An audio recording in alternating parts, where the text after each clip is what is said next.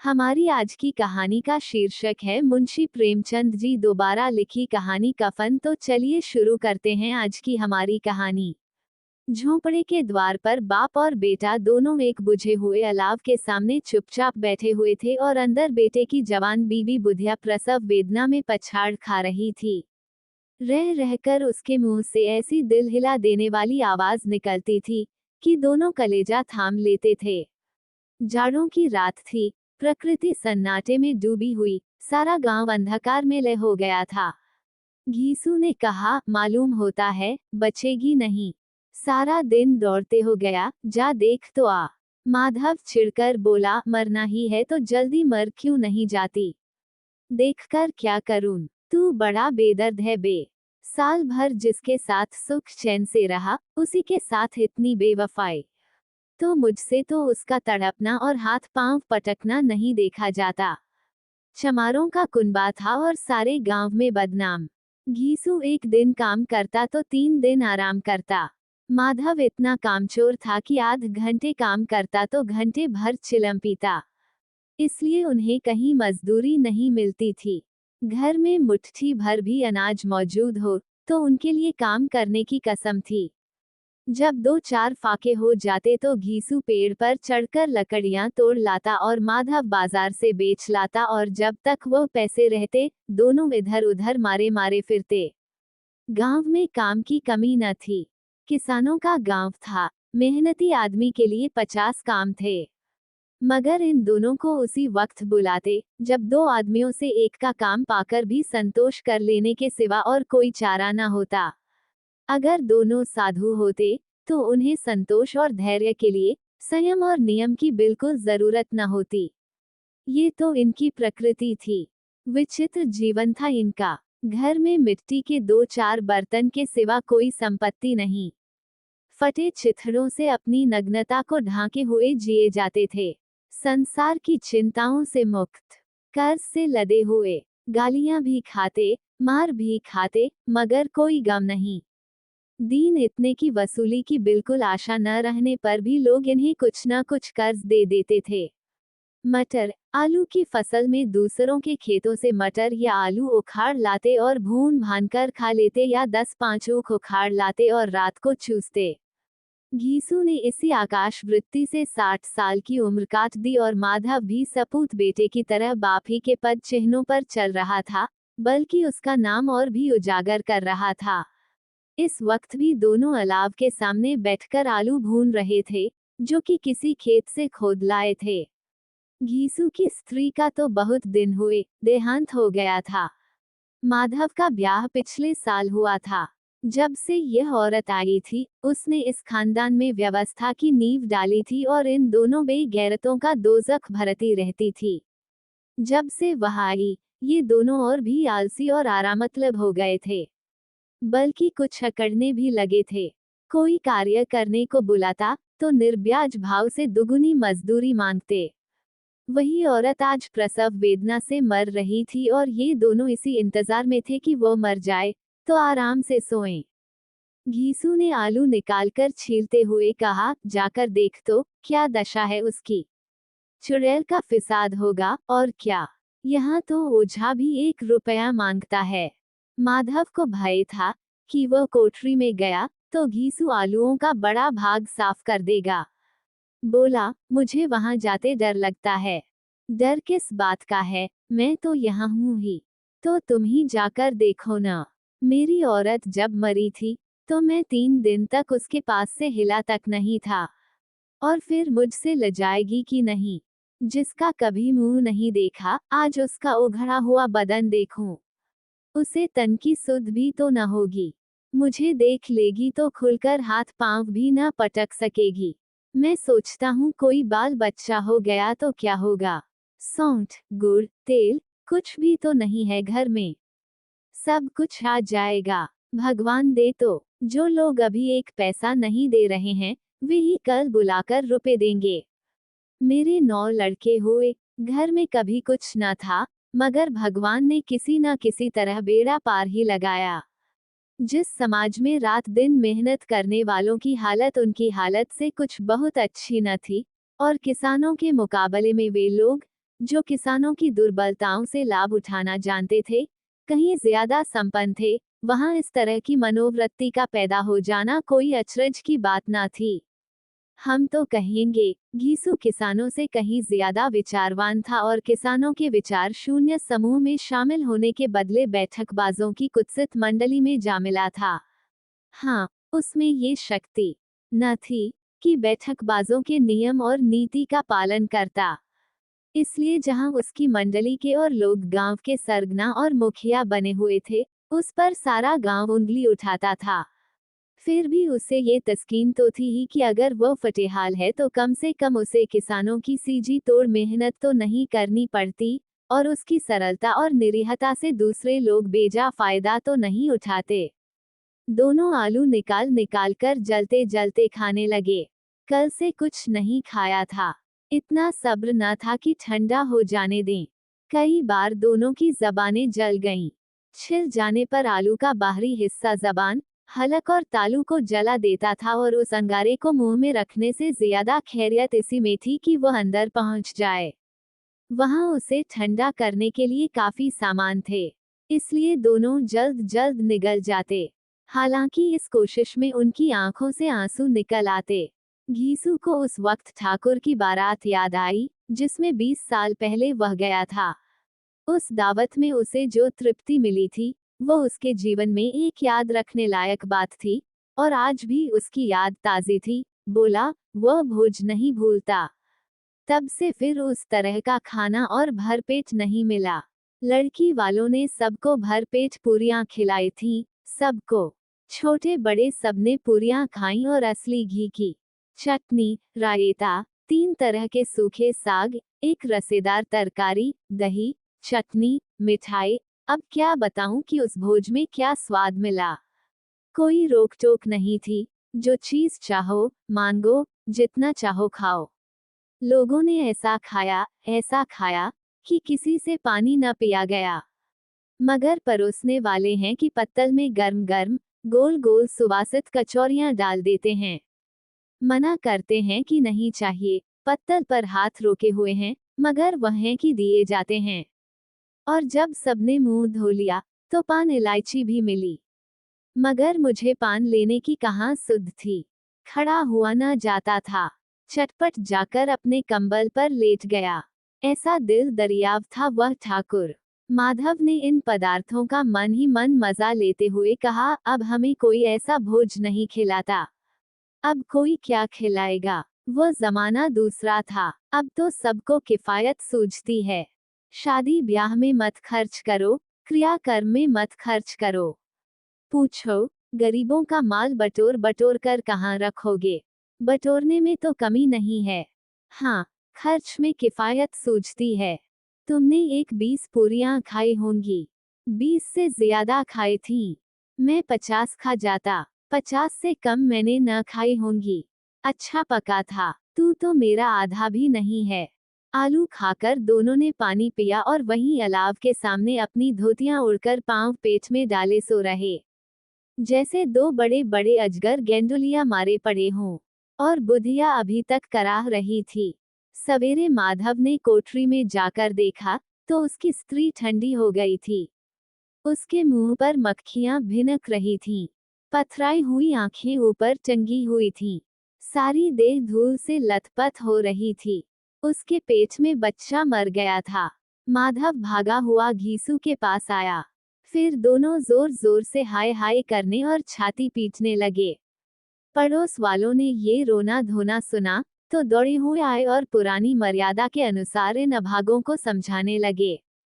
मगर ज्यादा रोने पीटने का अवसर न था।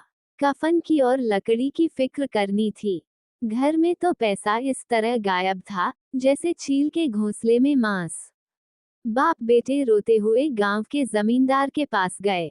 वो इन दोनों की सूरत से नफरत करते थे। कई बार इन्हें अपने हाथों से पीट चुके थे।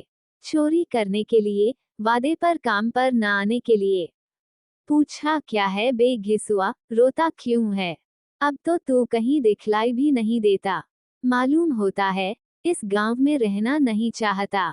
घीसू ने जमीन पर सिर रखकर आंखों में आंसू भरे हुए कहा, सरकार, बड़ी विपत्ति में हूँ। माधव की घरवाली रात को गुजर गई। रात भर तड़पती रही सरकार। हम दोनों उसके सिरहाने बैठे रहे। दवा दारू जो कुछ हो सका सब कुछ किया, मुदा वह हमें दगा दे गई। अब कोई एक रोटी देने वाला भी न रहा मालिक। तबाह हो गए, घर उजड़ गया। आपका गुलाम हूँ, अब आपके सिवा कौन उसकी मिट्टी पार लगाएगा। हमारे हाथ में तो जो कुछ था वह सब तो दवा दारू में उठ गया। सरकार ही की दया होगी तो उसकी मिट्टी उठेगी। आपके सिवा किसके द्वार पर जाऊं। जमींदार साहब दयालु थे, मगर घीसू पर दया करना काले कंबल पर रंग चढ़ाना था। जी में तो आया, कह दे चल दूर हो यहाँ से। यूं तो बुलाने से भी नहीं आता, आज जब गर्ज पड़ी तो आकर खुशामद कर रहा है। हरामखोर कहीं का, बदमाश। लेकिन ये क्रोध या दंड देने का अवसर न था। जी में कुड़ते हुए 2 रुपए निकालकर फेंक दिए, मगर सांत्वना का एक शब्द भी मुंह से न निकला। उसकी तरफ ताका तक नहीं, जैसे सिर का बोझ उतारा हो। जब जमींदार साहब ने 2 रुपए दिए तो गांव के बनिए महाजनों को इनकार का साहस कैसे होता। घीसू जमींदार के नाम का ढिंढोरा भी पीटना खूब जानता था। किसी ने 2 आने दिए, किसी ने 4 आने। 1 घंटे में घीसू के पास 5 रुपए की अच्छी रकम जमा हो गई। कहीं से अनाज मिल गया, कहीं से लकड़ी। और दोपहर को घीसू और माधव बाजार से कफन लाने चले। इधर लोग बांस वांस काटने लगे। गांव की नर्मदिल स्त्रियां आकर लाश देखती थीं और उसकी बेकसी पर 2 बूंद आंसू गिराकर चली जाती थीं। बाजार में पहुंचकर घीसू बोला, लकड़ी तो उसे जलाने भर को मिल गई है, क्यों माधव। माधव बोला, हाँ लकड़ी तो बहुत है, अब कफन चाहिए। तो चलो कोई हल्का सा कफन ले लें। हाँ और क्या, लाश उठते उठते रात हो जाएगी। रात को कफन कौन देखता है। कैसा बुरा रिवाज है कि जिसे जीते जी तन ढांकने को चिथड़ा भी न मिले, उसे मरने पर नया कफन चाहिए। कफन लाश के साथ जल ही तो जाता है, और क्या रखा रहता है। यही 5 रुपए पहले मिलते तो कुछ दवा दारू कर लेते। दोनों एक दूसरे के मन की बात ताड़ रहे थे। बाजार में इधर उधर घूमते रहे। कभी इस बाजार की दुकान पर गए, कभी उसकी दुकान पर। तरह तरह के कपड़े, रेशमी और सूती देखे, मगर कुछ जचा नहीं। यहाँ तक कि शाम हो गई। तब दोनों न जाने किस दैवी प्रेरणा से एक मधुशाला के सामने जा पहुंचे, और जैसे किसी पूर्व निश्चित व्यवस्था से अंदर चले गए। वहां जरा देर तक दोनों असमंजस में खड़े रहे। फिर घीसू ने गद्दी के सामने जाकर कहा, साहू जी, एक बोतल हमें भी देना। उसके बाद कुछ चिखोना आया, तली हुई मछली आई और दोनों बरामदे में बैठकर शांतिपूर्वक पीने लगे। कई कुज्जियां ताबड़तोड़ पीने के बाद दोनों सरूर में आ गए। घीसू बोला, कफन लगाने से क्या मिलता, आखिर जल ही तो जाता, कुछ बहू के साथ तो न जाता। माधव आसमान की तरफ देखकर बोला, मानो देवताओं को अपनी निष्पापता का साक्षी बना रहा हो। दुनिया का दस्तूर है, नहीं लोग बामनों को हजारों रुपए क्यों दे देते हैं। कौन देखता है परलोक में मिलता है या नहीं। बड़े आदमियों के पास धन है, फूंके। हमारे पास फूंकने को क्या है। लेकिन लोगों को जवाब क्या दोगे। लोग पूछेंगे नहीं, कफन कहाँ है। घीसू हंसा, अबे कह देंगे कि रुपए कमर से खिसक गए। बहुत ढूंढा, मिले नहीं। लोगों को विश्वास न आएगा, लेकिन फिर वही रुपए देंगे। माधव भी हंसा, इस अनपेक्षित सौभाग्य पर बोला, बड़ी अच्छी थी बेचारी, मरी तो खूब खिला पिलाकर। आधी बोतल से ज्यादा उड़ गई। घीसू ने 2 सेर पूरियां मंगाई, चटनी, अचार, कलेजियां। शराबा खाने के सामने ही दुकान थी। माधव लपक कर 2 पत्तलों में सारे सामान ले आया। पूरा 1.5 रुपया खर्च हो गया। सिर्फ थोड़े से पैसे बच रहे। दोनों इस वक्त इस शान में बैठे पूरियां खा रहे थे जैसे जंगल में कोई शेर अपना शिकार उड़ा रहा हो। न जवाबदेही का खौफ था, न बदनामी की फिक्र। इन सब भावनाओं को उन्होंने बहुत पहले ही जीत लिया था। घीसू दार्शनिक भाव से बोला, हमारी आत्मा प्रसन्न हो रही है तो क्या उसे पुण्य होगा। माधव ने श्रद्धा से सिर झुकाकर तस्दीक की, जरूर से जरूर होगा। भगवान, तुम अंतर्यामी हो, उसे बैकुंठ ले जाना। हम दोनों हृदय से आशीर्वाद दे रहे हैं। आज जो भोजन मिला वह कभी उम्र भर न मिला था। एक क्षण के बाद माधव के मन में एक शंका जागी। बोला, क्यों दादा, हम लोग भी एक न एक दिन वहां जाएंगे ही। घीसू ने इस भोले भाले सवाल का कुछ उत्तर न दिया। वह परलोक की बातें सोचकर इस आनंद में बाधा न डालना चाहता था। जो वहां हम लोगों से पूछे कि तुमने हमें कफन क्यों नहीं दिया तो क्या कहोगे। कहेंगे तुम्हारा सिर। पूछेगी तो जरूर, तू कैसे जानता है कि उसे कफन न मिलेगा। तू मुझे ऐसा गधा समझता है। 60 साल क्या दुनिया में घास खोदता रहा हूँ।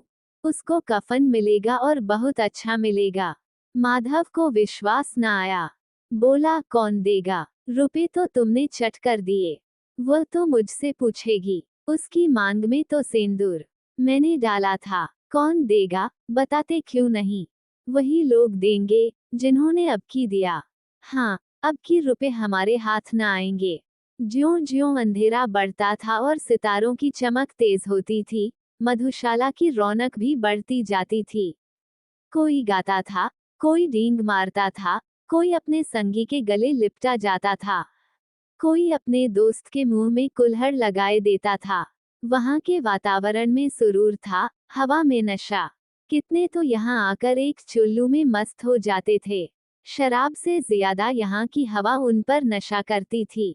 जीवन की बाधाएं यहाँ खींच लाती थी और कुछ देर के लिए ये भूल जाते थे कि वे जीते हैं या मरते हैं, या न जीते हैं न मरते हैं। और ये दोनों बाप बेटे अब भी मजे ले लेकर चुस्कियां ले रहे थे। सबकी निगाहें इनकी ओर जमी हुई थीं। दोनों कितने भाग्य के बली हैं। पूरी बोतल बीच में है। भरपेट खाकर माधव ने बची हुई पूरियों का पत्तल उठाकर एक भिखारी को दे दिया, जो खड़ा इनकी ओर भूखी आंखों से देख रहा था। और देने के गौरव, आनंद और उल्लास का अपने जीवन में पहली बार अनुभव किया। घीसू ने कहा, ले जा, खूब खा और आशीर्वाद दे। जिसकी कमाई है वह तो मर गई, मगर तेरा आशीर्वाद उसे जरूर पहुंचेगा। रोए रोए से आशीर्वाद दो, बड़ी गाड़ी कमाई के पैसे हैं।